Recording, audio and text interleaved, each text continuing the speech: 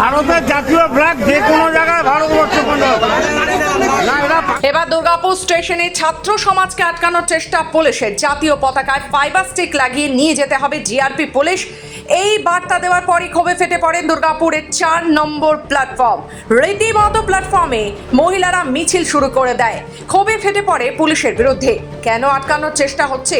প্রতিবাদে সরব হন ছাত্র সমাজ, পরে বিজেপি নেতৃত্ব, এমনকি মহিলারাও ক্ষোভে ফেটে পড়েন। ব্যাপক উত্তেজনা সৃষ্টি হয় দুর্গাপুর রেল স্টেশনে। পরে পিছু হটতে বাধ্য হয় জিআরপি। এরপরে নবান্নমুখী হয় ছাত্র সমাজ ও বিজেপি সমর্থকেরা। এখানে হচ্ছে প্রথম থেকেই একই জিনিস আমরা দেখছি, বলছে ন্যাশনাল ফ্ল্যাগে ফাইবারের স্টিক আছে, সেটা দিয়ে নিয়ে যাওয়া হচ্ছে। বলছে যে সেটাও নিয়ে যাওয়া যাবে না, ট্রেনে কোনো আর্টিকেল ক্যারি করা যাবে না, আটকানোর চেষ্টা করছি। তো আমরা বলছি যে জাতীয় পতাকা ভারতবর্ষের, সেটাকে বহন করে নিয়ে যাওয়া হচ্ছে, সেটা তো মমতা পুলিশের গাত্রদাহ। এই মমতা পুলিশের জন্য আজকে সারা বাংলার মানুষ অতিষ্ঠ হয়ে গেছে।